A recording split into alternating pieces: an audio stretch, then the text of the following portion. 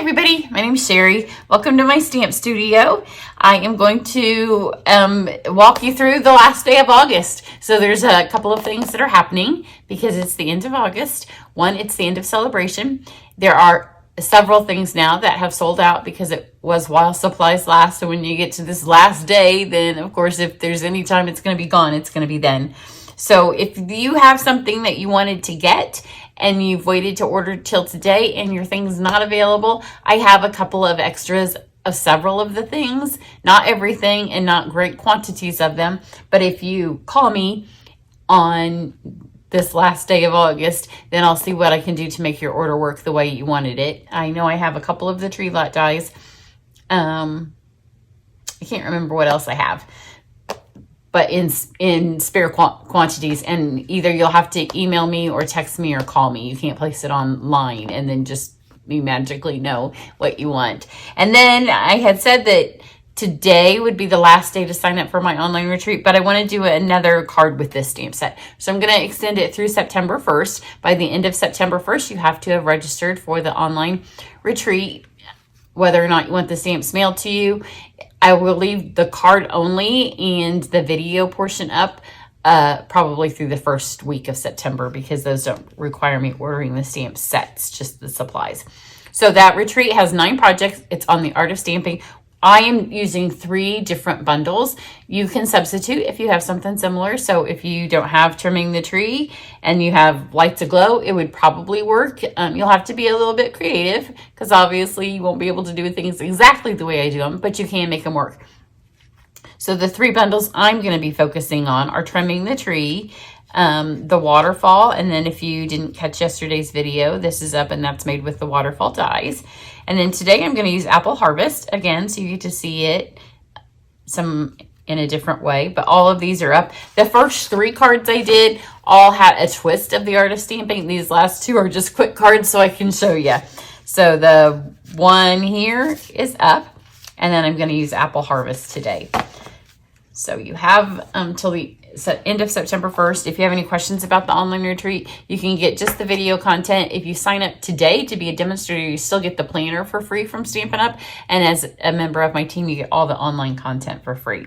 So I'm going to use just a couple of the dies that are part of the Perfect Partners promotion. And that starts on September 1st. So I don't know exactly, I should have looked how many stamp sets there are that currently do not have dies and while supplies last, or for the month of September, whichever ends at first, the sets have dies. So the 3 sets I'm using for retreat are part of that.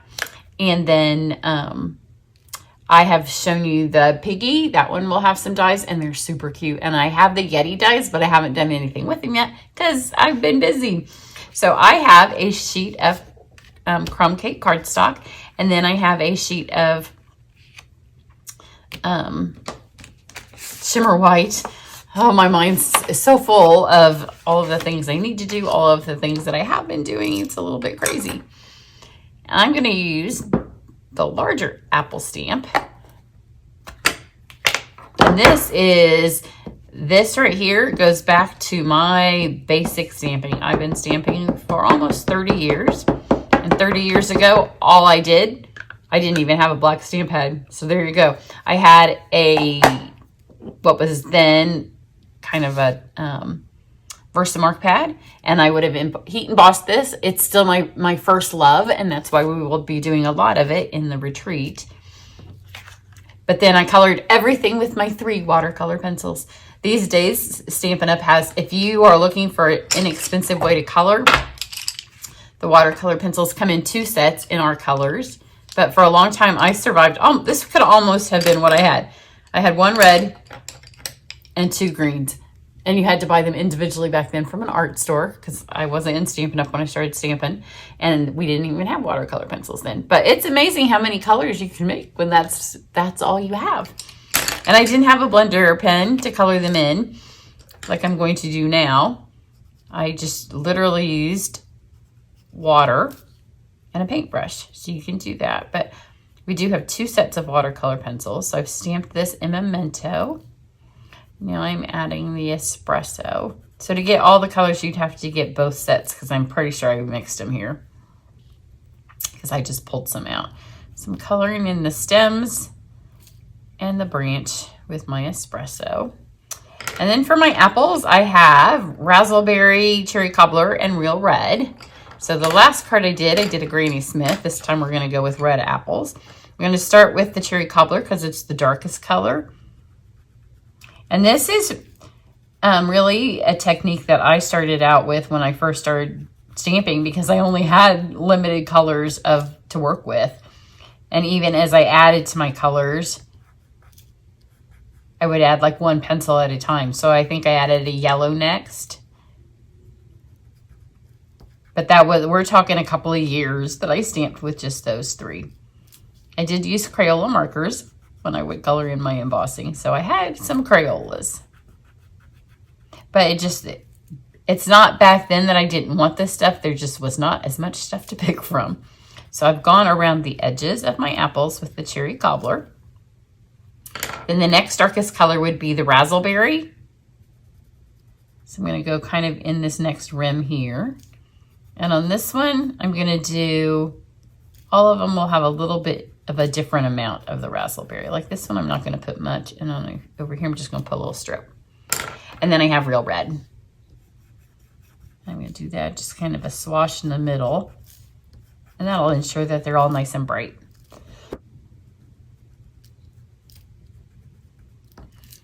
And I do have videos where I color with my watercolor pencils and I don't add any water to them. So they look messy right now. If you're going to do that technique, then you would not want to color messy. And this is Granny Apple Green. I go through the middles of my leaves with that. Keep seeing little pieces of branches that I missed, but that's okay, because once you pick up some color, either with your paintbrush or your blender pen, I'm going to use a blender pen. I think it gives you a little bit more control, but you can always smear that color over in those lines that you missed. So fill that all in. Now the set comes, I'll be honest, the new dies come with a bunch of leaves, and my intent was to stamp this twice, and then the second time go back and cut them out with the die, so I would have some to raise up. This is Old Olive.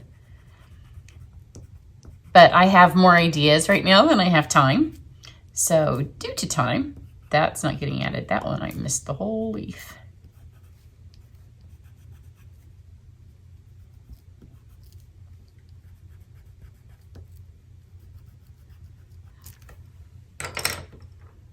Now you just take your blender pen and you're going to blend it together. You're going to make sure that this is the green. I either ended with green or this is a green side. So you see how they just blend together. If the shimmer white has a coating on it, so you can smudge this all around a little bit longer. If you use Basic White or Very Vanilla, you have a little less time to smear the color. And then because they're watercolor pencils, sometimes you need to just get that wax off of the tip. Once you feel like it's not really smearing it anymore, it's because the wax is blocking your tip. So I'm not going to talk, and then that way I'll be able to fast forward this part of the video and you can just see the color magically happen.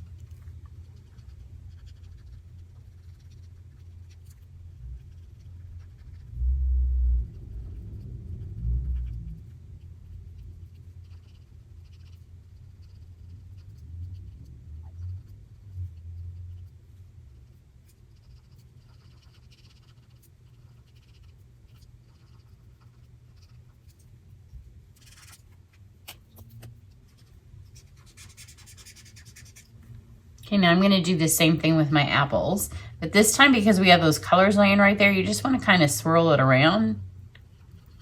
And that way it blends it all.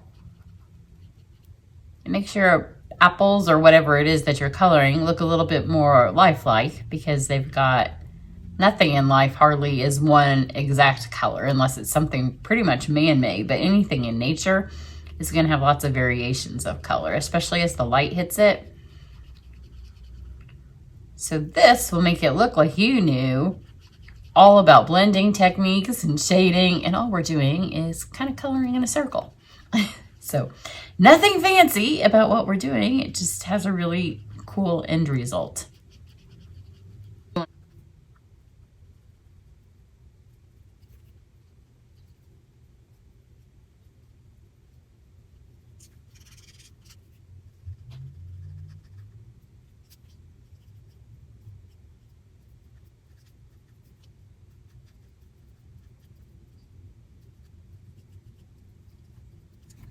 There we go. Isn't that pretty? And every time it's going to look have a little bit of a different tone, because every time you're going to color it a tiny bit different, but overall the same. I'm going to take my Wink of Stella and just add one swish of sparkle to these 3 apples. It'll kind of give them a little bit more dimension and look like the sun or the dew's hitting them. But you do want to make sure that you clean that off afterwards. Now we have that. So let's go back over to our front page. I don't even have any scrap paper, and I didn't use any the first time. So this is one of our masks. I always want to call it a stencil. Stampin' Up! Calls them masks. So just lay that on here. We're going to do a really light coat, so you don't need to secure it with anything as long as you hold on to it. I'm going to have my crumb cake, so this will make it match our card back. So I'm not going to do this part, so I can just hold here with my hands, and that will keep it from moving. So just kind of swirl it around in here. You want some of it to be lighter, some of it to be darker. So we'll get right here to be the dark part. I don't want very much of it to be dark, so I can control it this way. And then just kind of clean off my brush so there's a little bit.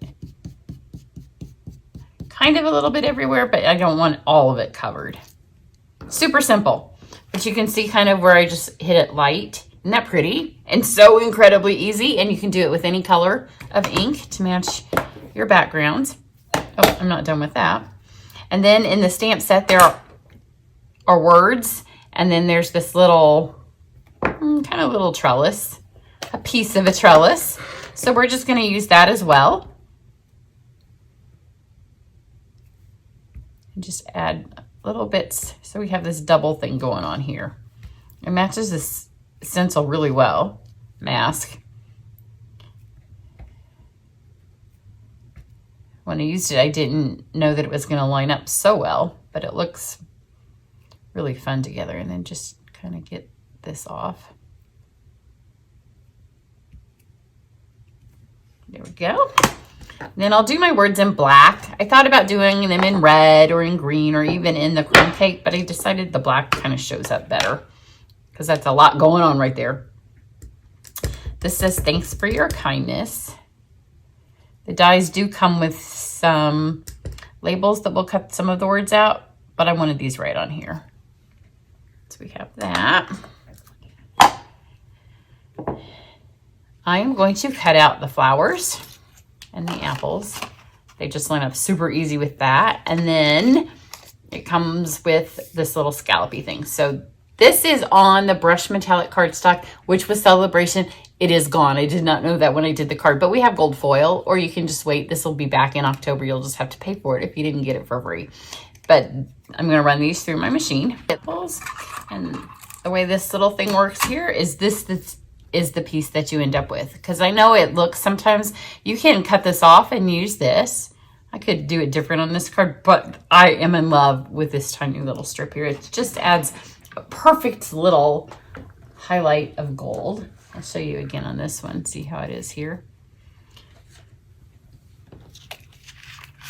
Because this card, I did stick it to the back of my card base before I added the embellishments. You don't always do that, but this is super tiny, and you can't, there's 2 ways you can adhere it. You can use the sticky sheets, but to be honest, you have to put a kind of big enough piece on here to get all of it, and you're gonna waste some. And the fine tip glue works perfectly. So just add kind of 4 spots, one at the top and bottom, and then a couple in the middle. And then I laid this, so one of them ended. That's why I wanted it to be on the full card, so I can go all the way to the top, because then it goes scallop to scallop. just like that. And then once it's dry, I'll cut that top one off. And I'm going to take my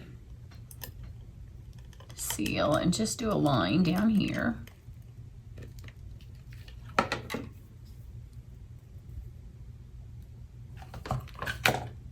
I have our natural trim.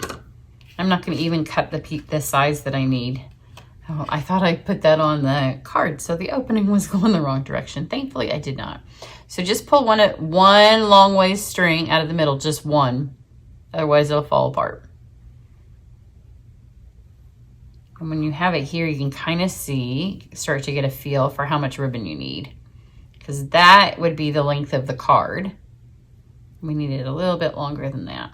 So we'll start here. So now I've squished that all up, and that's pretty tight. I'm gonna lay this in here. And then I'm gonna unravel it, and as I go, I'm gonna stick it into the sticky strip that I laid down, or the seal, I guess. This way you know you have enough. There we go. Could have been a little bit tighter up there because I did end up with a little bit of extra. Turn this off.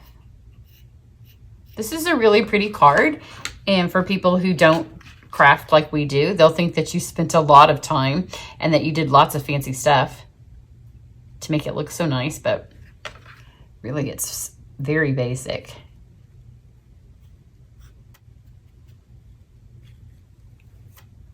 Trim that. And just kind of smash that down in there. It stays really well. And take my bone folder. Just give this a little bit of dimension. Just like that. Add some dimensionals for our dimension. And I'm going to do it on the places that are low. That'll keep that nice raised up section there in the middle.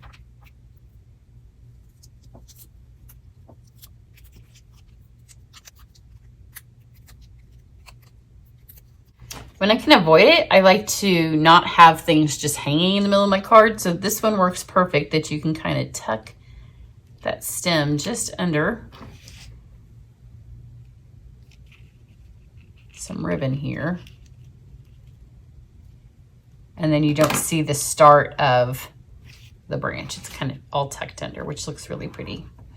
And then for my embellishment, I have the Brush Metallic Adhesive Back Dots. There are so many embellishments that would look good on this one. I had a hard time picking, but that's the one I ended up going with. And I just put 3. My other one's all mounted a little bit lower than this, so on this one, I think I'm going to get all 3 of them right here. In fact, this color, the bronze color, would also look pretty. So easy peasy. Isn't it pretty? Easy to do. If you've not used watercolor pencils before, trust me, they're super easy. I had nobody really to show me how to use them, and you just figured it out. And it doesn't take a lot of colors, but when you have all the colors, you can do lots with them. And the fun thing is I've had mine since they came out, and I press really hard. I use them all the time. I mean, you just sharpen them. You can take them in the car with you. You can take them on an airplane. You don't need any water because you can do this. You can use them with your Stella, just a paintbrush, or water painters. So many options for such an inexpensive way to color. They're really inexpensive. If you have kids, grandkids, if you're a teacher, a Sunday school teacher, or even your own kids, and they want to use your stuff, this is what my daughter always had. Because, again, inexpensive. They're for both sets. I think you can get both sets for around $20, but you only need one for a child. And get them just one blender pen, or just a paintbrush and water, because they work fine like that too. And then they can craft along with you and not use your stuff, but feel like they have grown-up things. So if you're interested in signing up for my retreat, I will be sending an email end of August and the beginning of September. Those double days always get me every month. A little bit extra work. and it always happens, doesn't it? A month ends and a new one starts. So, but all the information to sign up will be in the email. Have a great one. Bye.